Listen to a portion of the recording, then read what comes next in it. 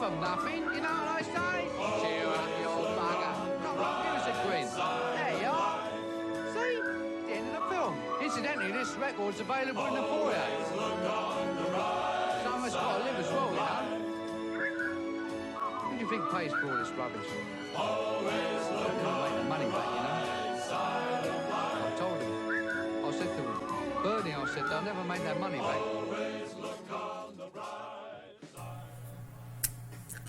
Bom dia, boa tarde, boa noite, meus caros alunos. Estamos aqui mais uma vez para dar continuidade à nossa disciplina de estruturas de dados. Na aula de hoje a gente vai falar sobre projetos de algoritmos.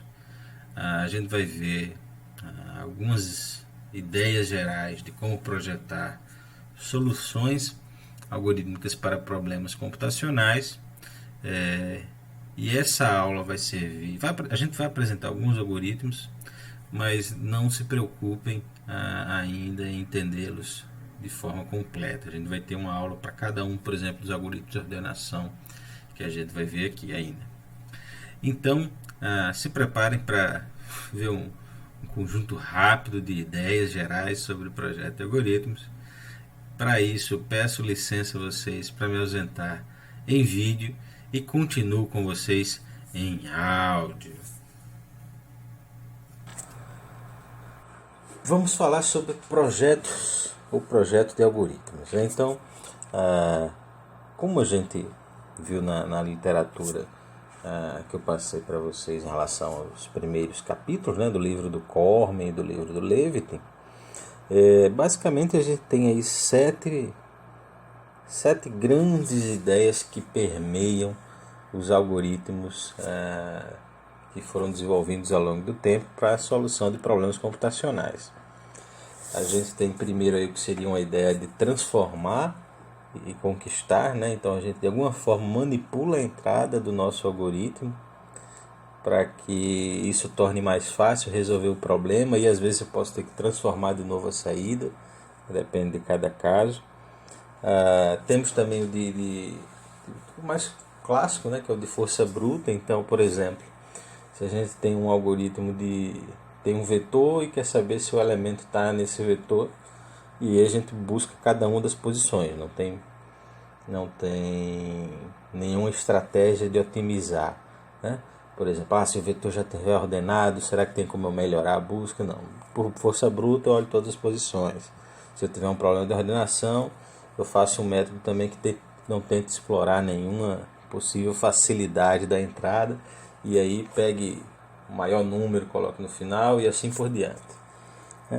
Decrease to conquer. Decrease to conquer seria eu vou diminuir a instância do meu problema que eu passo como parâmetro, de alguma forma que isso facilite o processo de encontrar a solução de forma algorítmica, né? A gente vai ver um exemplo aqui. Divide to conquer seria, em vez de... é parecido um pouco com diminuir para conquistar, com decrease to conquer, mas no caso o divide to conquer necessariamente eu tenho que dividir o problema, né? Não é só diminuir, eu tenho que dividir, né?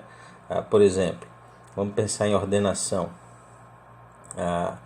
O decrease to conquer seria, eu vou diminuir o vetor para ter uma posição e vou aumentando de 1 em 1, por exemplo, ou vou diminuindo de 1 em 1.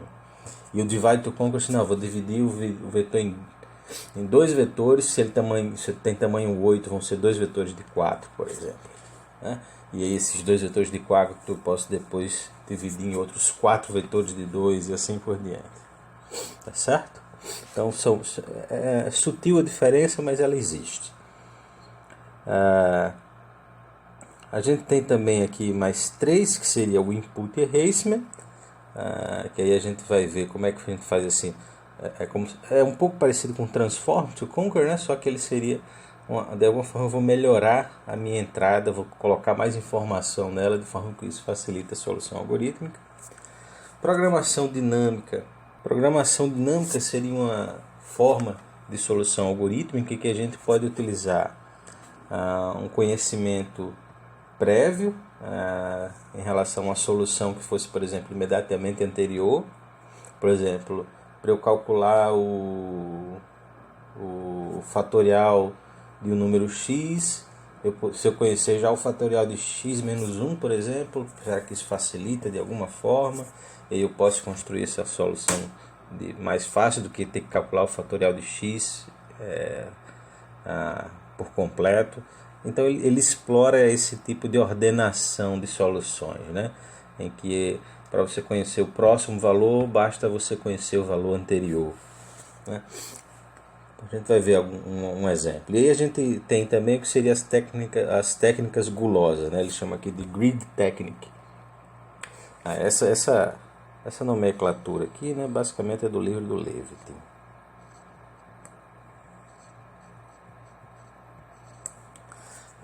Que aí seriam técnicas gulosas. Por exemplo, dado que eu tenho que achar o menor caminho entre... Eu tenho aqui uma cidade, outra cidade, mais outras duas cidades e por fim uma quinta, sexta cidade aqui. E aí eu teria, digamos que aqui são estradas que ligam essas cidades. E aqui eu tenho que essa, sei lá, tem x quilômetros, essa tem y, essa tem z quilômetros, essa estrada W, essa daqui V, essa daqui S, digamos que essa aqui T quilômetros. E aí eu quero tentar encontrar qual seria o menor caminho entre essa cidade aqui e essa cidade aqui.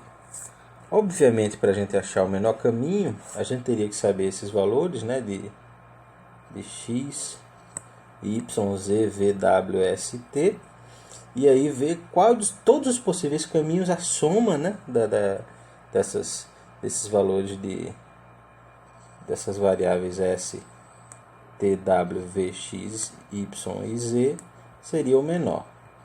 Uma técnica gulosa seria um pouco diferente, seria o seguinte: digamos que eu comece nessa cidade, eu já pegaria o menor entre x e y, né? Então digamos que x é maior do que y, então meu caminho aqui seria o y. Eu iria já para o y. Embora que talvez lá na frente x fosse melhor, eu já iria para o y. Esse é o conceito de guloso, né? E aí no y só tem uma possibilidade. Eu vou para o z. No z eu posso ir para o v ou para o t. Digamos que t é menor do que v. Então ele iria para o t e aí já chegaria no destino, né? Então seria y, se fosse uma estratégia gulosa com essas variáveis e esses valores aqui, eu teria esse caminho YZT para chegar desse ponto a esse ponto.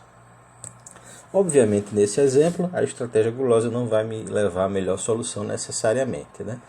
Mas às vezes ela é interessante para alguns outros problemas, inclusive para esse, com algumas alterações. Tudo bem, senhores? Então vamos aqui continuar. Transformar para conquistar. A gente transforma uma instância de um problema em uma versão modificada que facilita a solução.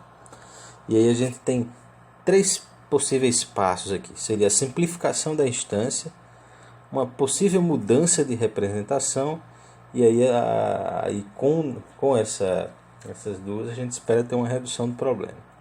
Vamos pegar aqui, por exemplo, um problema relacionado à não duplicidade em conjuntos. Por exemplo, eu tenho uma sequência de n números, um vetor com n números, e aí meu algoritmo ele deve retornar verdadeiro se não houver elementos repetidos na lista, e falso caso contrário. Então veja bem, não necessariamente essa minha sequência ela está ordenada, né? Pela entrada aqui a gente não tem essa opção, mas aí a gente pode pensar no algoritmo, né? Por exemplo, esse algoritmo aqui, veja bem, né? Ele verifica se está ordenado ou não, né? Se eu tenho elementos iguais ou não, né? Então o que ele faz? Ele pega, digamos que a gente tem aqui um vetor com 4 posições, né?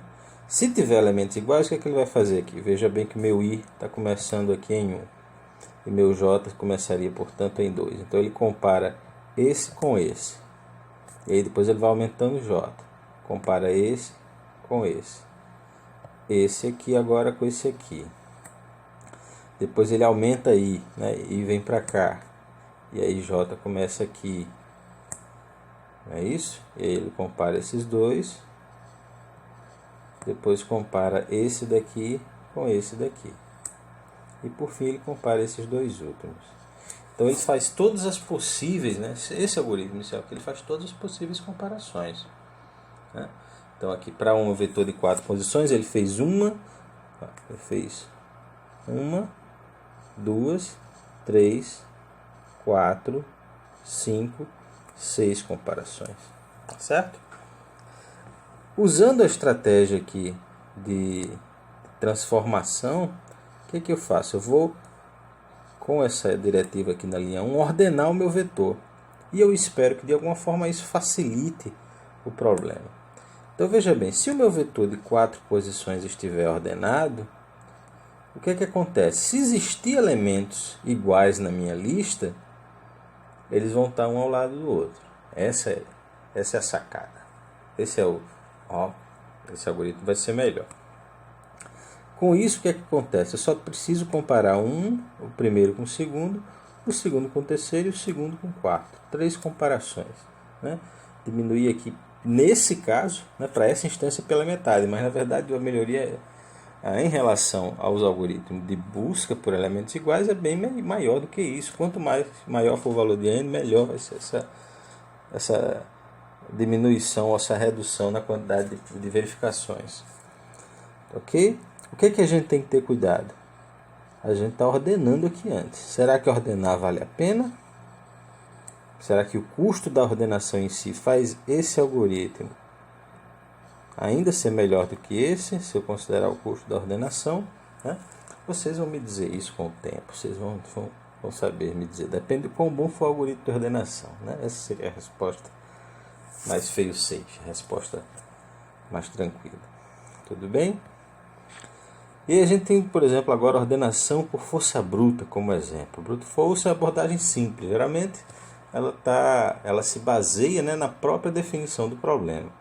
Por exemplo, se a gente tem um bom problema de ordenação, o que a gente tem como objetivo é uma permutação da entrada, só que o primeiro elemento é o menor, o segundo é o segundo menor, né?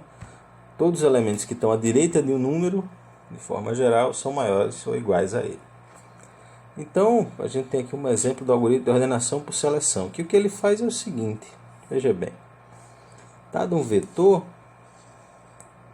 veja o que é que eu tenho. Eu tenho 2 índices. Tenho aqui 1, 2, 3, 4, 5, 6, 7 posições. Meu i aqui começaria em 1, né? A minha variável mínimo começa no próprio i.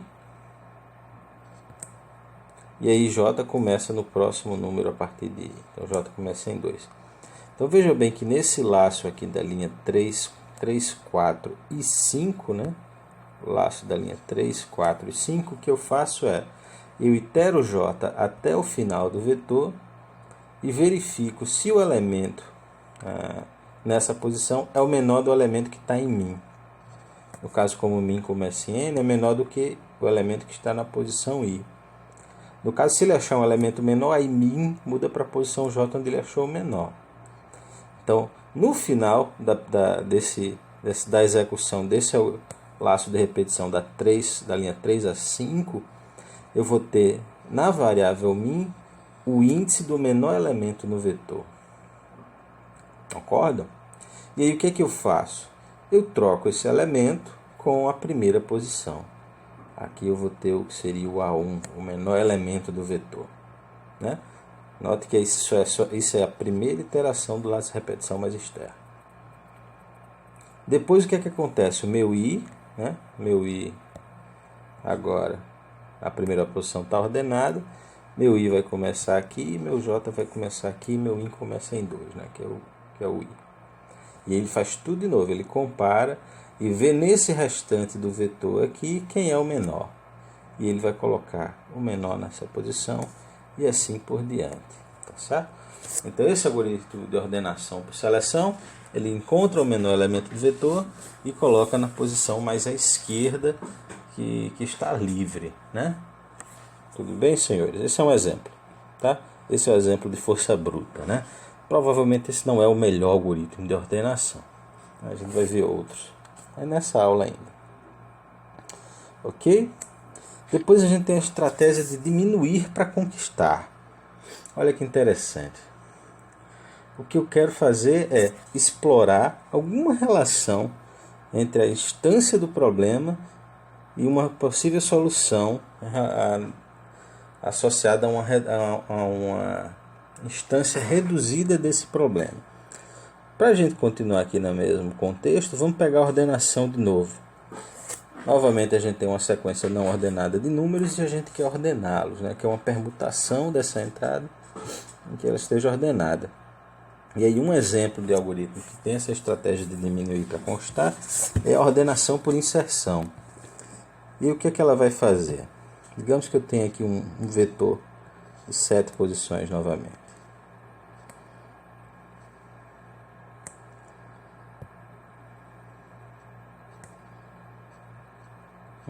2, 3, 4, 5, 6 e 7. O que é que esse algoritmo de ordenação vai fazer? De ordenação por inserção. Veja bem. A é o meu vetor que tem tamanho... eu coloquei aqui A.size, né, mas seria tamanho N. A.size é meu N, né? N seria A.size. Então meu N aqui é igual a 7 nesse caso. O que acontece? Em vez de eu me preocupar com ordenar todo o vetor de uma vez, como foi na ordenação por seleção, eu vou meio que fingir que o meu vetor só tem a primeira posição. Olha que interessante. E aí, vejam bem, isso é um caso base. Pode parecer estranho, mas veja bem, esse vetor unitário ele está ordenado. Essa que é a ideia. Compreendem? O vetor unitário que só tem a primeira posição aqui desse meu vetor A, ele já está ordenado. O que eu faço em seguida? Sabendo que esse vetor aqui já está ordenado, eu vou considerar agora também a segunda posição. E o que eu tenho que fazer é encaixar esse novo elemento nesse vetor já ordenado. E aí digamos que o vetor fosse, por exemplo, 3, 2, começasse assim. Então aqui eu teria o vetor 3, e agora eu sei que eu só tenho que trocar essa posição, do 2 com 3. Tá certo? E agora eu tenho esse meu vetor 1, 2 também ordenado. E o que eu faço agora seria, dado que eu já tenho esse vetor ordenado, considerar a terceira posição. Então eu tenho aqui 2, 3, na posição 2. Assim não está muito bom, né? Na posição 2, e agora eu considero a terceira posição sabendo que isso aqui já está ordenado. Digamos que na terceira posição fosse, por exemplo, 4. Então veja bem, onde é que eu vou colocar o 4? Nesse vetor já ordenado. Aí eu verifico, o 4 é maior do que o 3. Se o 4 é maior do que o 3, eu já sei que ele tem que ficar aí onde ele está mesmo. Mas se ele fosse menor, eu ia tentar colocar ele antes no vetor. Mas como ele é maior, já fica aí. Então veja que eu separei, eu já evitei algumas comparações. Esse método é um pouquinho melhor. Então agora eu já tenho o vetor com 3 posições ordenados. 2, 3 e 4. Esse vetor com 3 posições já está ordenado. E eu continuo aplicando essa ideia até o final do vetor. Vejam bem, se o meu vetor já estiver mais ou menos ordenado, ou se ele já estiver ordenado, esse algoritmo aqui, vocês talvez possam verificar que ele é bem melhor que a ordenação por seleção. Ele vai ser bem mais rápido. Tá bom? Fica como exercício. Tentem verificar isso aí. Então essa é a estratégia de diminuir para conquistar, né? Decrease to conquer, né? Diminui a instância do problema e vai aumentando ela aos poucos, de forma com que isso faça com que a solução para o problema seja melhor, mais rápida, né? E aí a gente vai agora fazer a distinção em relação ao divide to conquer, né? Então, em vez de eu pegar um problema com instância mínima e ir aumentando aos poucos, que foi o que a gente fez com o decrease to conquer, no divide to conquer, o que eu vou fazer é dividir a instância do meu problema. Então, considerando novamente a ordenação, não precisa se preocupar agora com o algoritmo aqui à esquerda, não. Vamos pegar um mesmo vetor aqui de 7 posições. E aí eu teria aqui por exemplo, né? Esses elementos aqui. Desculpa, eu vou colocar 8 posições só para ficar mais fácil a gente representar aqui.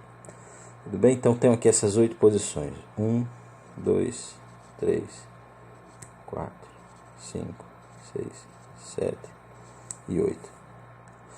Esse algoritmo aqui chamado de merge sort, né, o merge sorting, que ele faz é dividir o vetor ao meio. Então agora, em vez de eu me preocupar em ordenar todo esse vetor, eu vou me preocupar em dividir, em ordenar 2 vetores de 4 posições, né?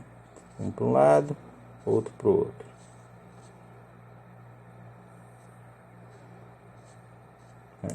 Aqui da posição 1 a posição 4, aqui da posição 5 a posição 8. Não basta isso, né? A ideia expressa aqui por essas linhas que a gente vai ver numa próxima aula, esses dois algoritmos, o merge sort e a função de junção merge, é que ele faz isso recursivamente. Então, esse vetor aqui à esquerda, né, de 4 posições, eu vou dividir ele novamente em 2 vetores de 2 posições. E o da direita também.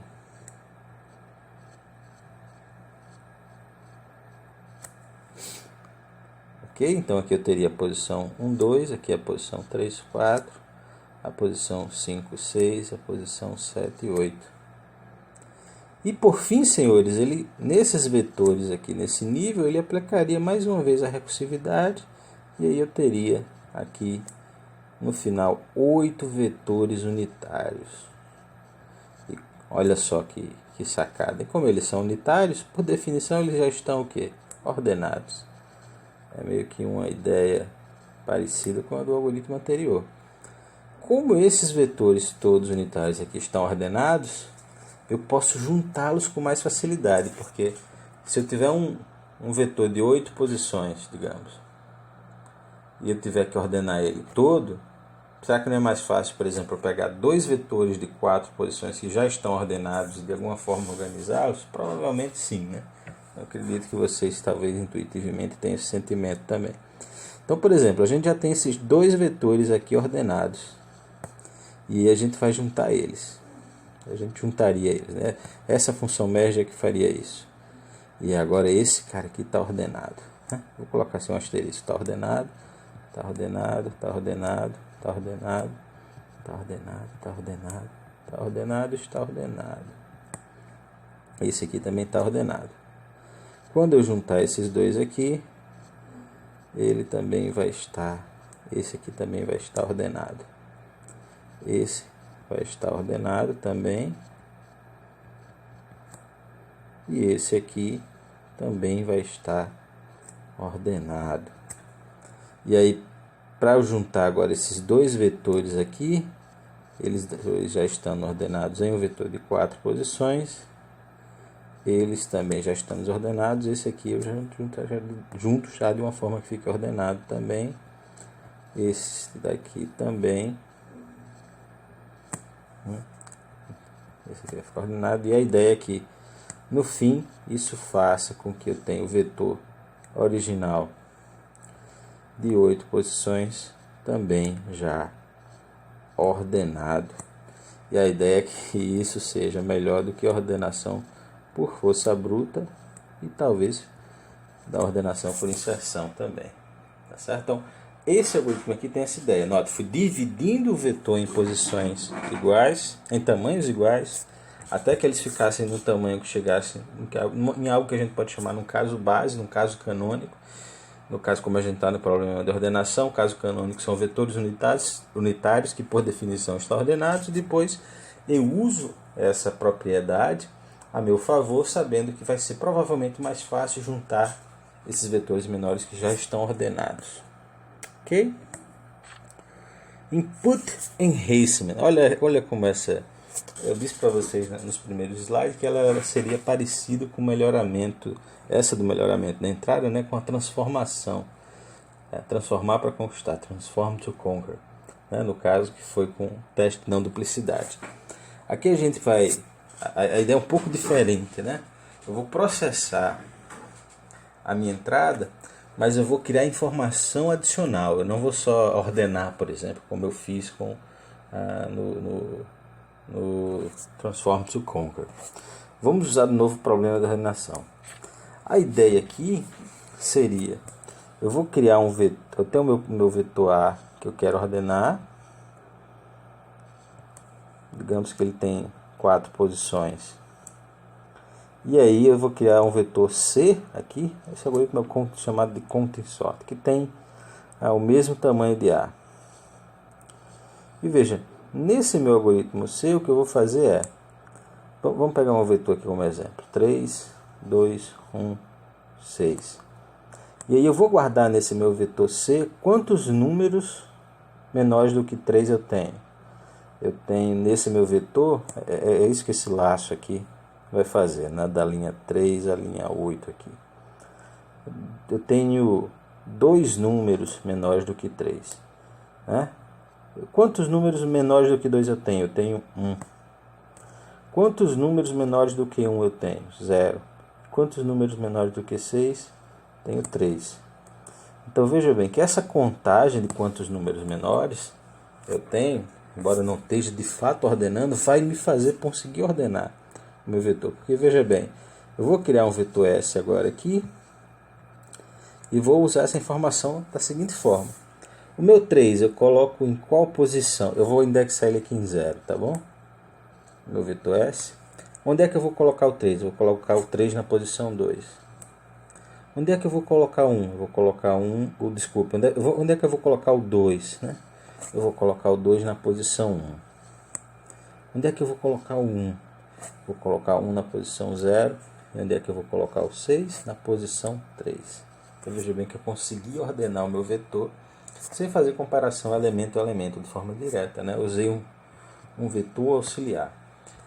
E esse vetor auxiliar C é o meu melhoramento da entrada, é o meu input enhancement, tá? Que trata dessa ideia de criação de projetos de algoritmos. Tudo bem? Esse é o conceito. A gente não está aqui para ver os algoritmos, a gente está aqui para entender os conceitos de projeto de algoritmos, por enquanto, tá certo? A gente vai estudar esses algoritmos a fundo mais para frente.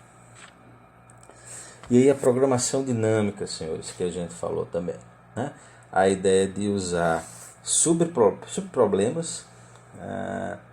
Esses subproblemas podem ser usados se eu tiver uma propriedade, né? Se meu problema em si tiver uma propriedade específica, eu saber o resultado para uma instância imediatamente menor dela, né? Faz com que eu consiga obter o resultado para a instância imediatamente posterior, né? E aí a gente vai fazer a exemplificação disso com o cálculo do enésimo termo da sequência de Fibonacci. Bom, todo mundo, vamos colocar assim, né? Então, a maioria de vocês provavelmente já viu o algoritmo recursivo da sequência de Fibonacci, né? Que pode ser, a sequência pode ser definida dessa forma, né? O enésimo termo da sequência de Fibonacci depende da soma do termo anterior mais a soma do termo anterior ao anterior. E aí o algoritmo recursivo, que classicamente a gente vê, é esse daqui, né? Então, se eu quero calcular o Fibonacci de n, se n for menor ou igual a 1, retorno o próprio n, assumindo que n é um valor maior ou igual a 0.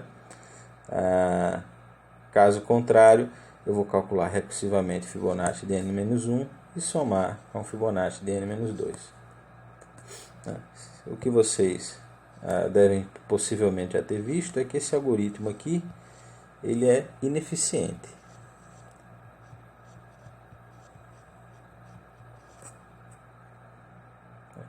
Ele é ineficiente. E aí, usando programação dinâmica, o que a gente poderia fazer? Em vez de a gente já calcular o enésimo termo de forma direta, fazendo uma recursão para calcular os termos anteriores, a gente faz o seguinte: a gente parte já do primeiro termo. Veja bem, a gente calcula aqui o Fibonacci de 0 e de 1. E em seguida a gente faz de forma iterativa o cálculo dos próximos termos até chegar ao enésimo. Simples, né? A gente obviamente tem um vetorzinho adicional f aqui que a gente utilizou, que de fato não é necessário, né? mas facilita para a gente entender aqui a indexação e por que ele tem essa ideia parecida do que é na definição, né, do Fibonacci que a gente vê aqui. E o que acontece é esse algoritmo aqui é muito melhor do que o de cima. A gente vai ver por quê da forma prática e de forma analítica. É muito melhor do que esse. Muito mais rápido. Ok? E aí o que a gente chama de técnica de algoritmo guloso, né?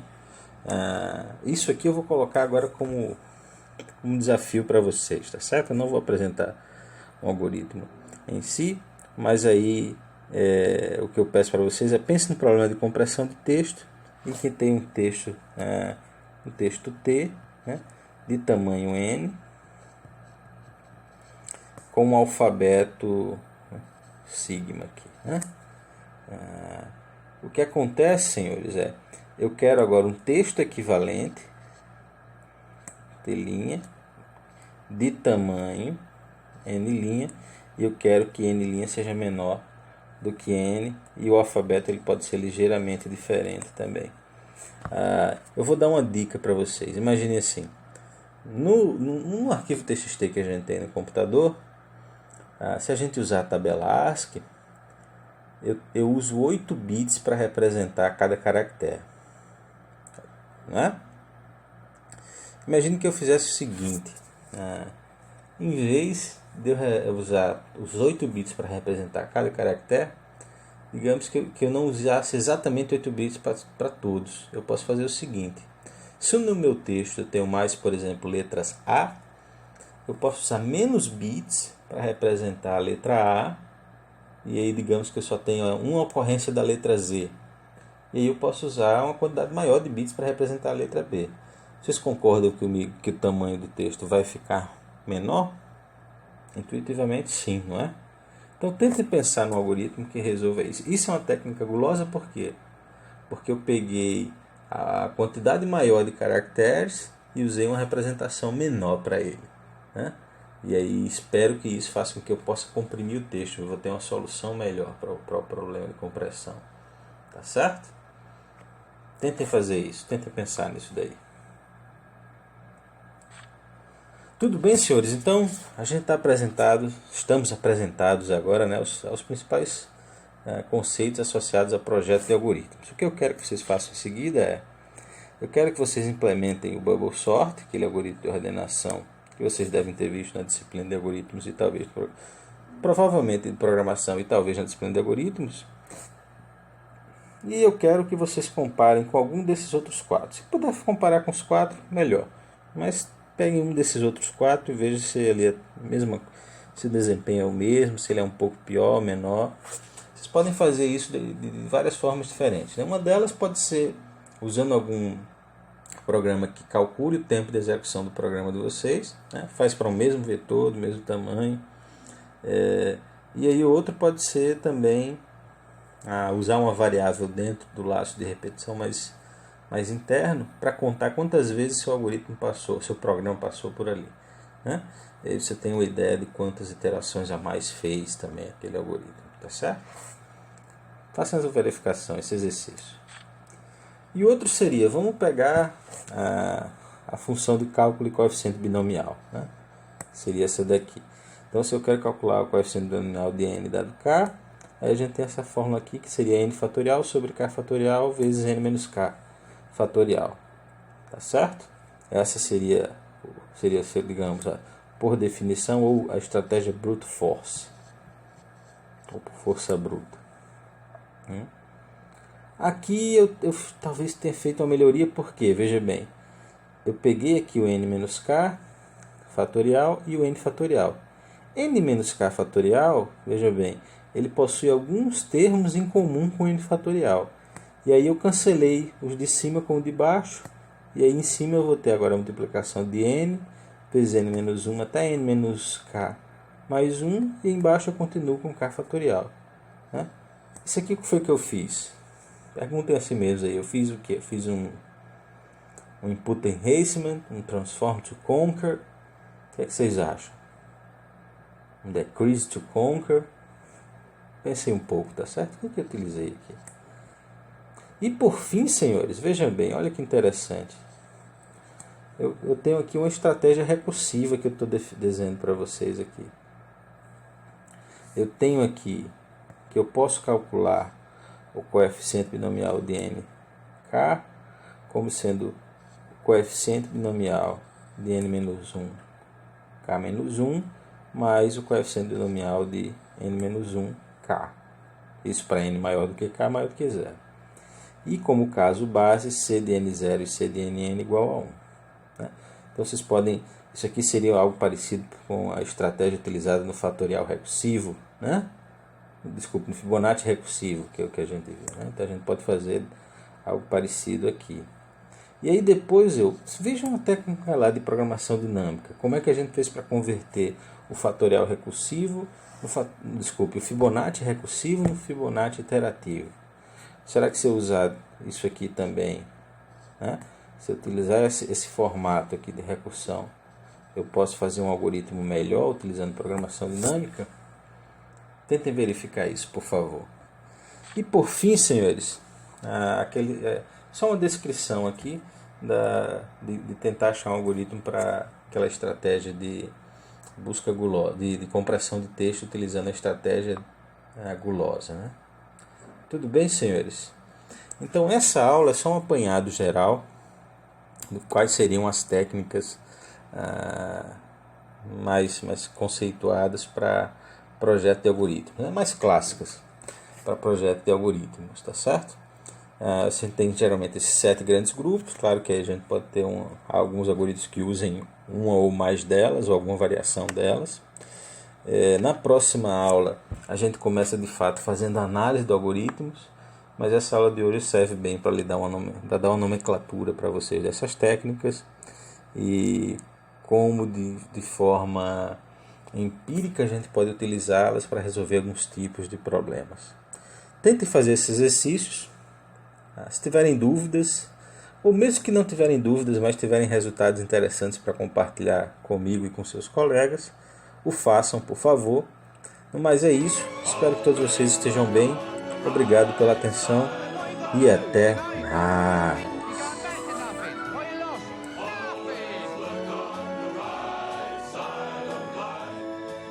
Nothing will come from nothing, you know what I say? Cheer up, you old bugger. Come on, give us a grin. There you are. See? The end of the film. Incidentally, this record's available in the foyer. Some of us got to live as well, you know. Who do you think pays for all this rubbish?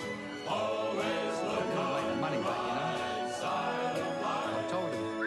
I said to Bernie, they'll never make their money back.